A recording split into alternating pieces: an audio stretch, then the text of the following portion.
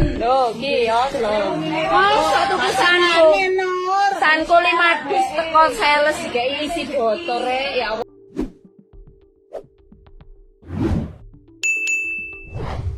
Beli minyak goreng 1 juta dari sales, syok ternyata 5 kardus isinya batako.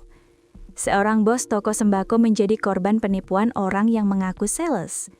Aksi penipuan ini terjadi di Kabupaten Pasuruan, Jawa Timur.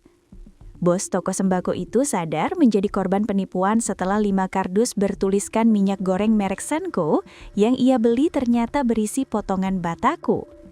Sontak kejadian itu pun viral di media sosial. Ia menyebut bahwa sales yang datang padanya berpakaian rapi.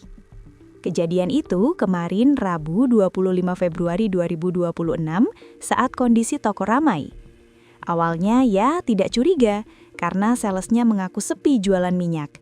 Ya saya beli, kata Muzamah, pemilik toko sembako Afi Barokah di Desa Plintahan, Kecamatan Pandaan, Kabupaten Pasuruan, Kamis 26 Februari 2026, melansir dari kompas.com. Lebih lanjut, Muzamah menceritakan dirinya sebenarnya perlu minyak goreng merek Sanko tersebut karena stok di tokonya habis dan di pasaran sulit didapat. Makanya ia tertarik dan langsung membayar pada sales itu. Ia membayar 5 kardus dengan Rp225.000 per kardusnya. Saya tidak tergiur harga murah, tapi memang saya perlu untuk stok. Di pasaran banyak kosong, katanya. Ia menyadari tumpukan kardus merek Sanko tersebut berisi batako saat dirinya meminta adiknya untuk membuka kardus.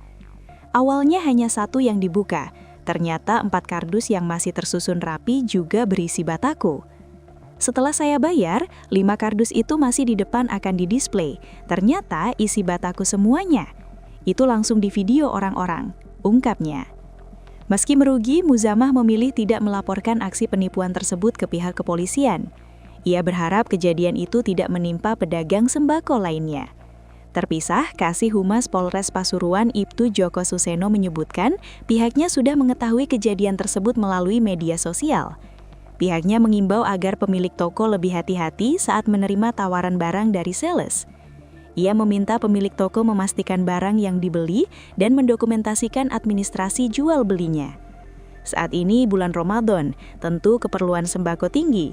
Jadi kami berharap pemilik toko sembako lebih hati-hati saat bertransaksi, katanya.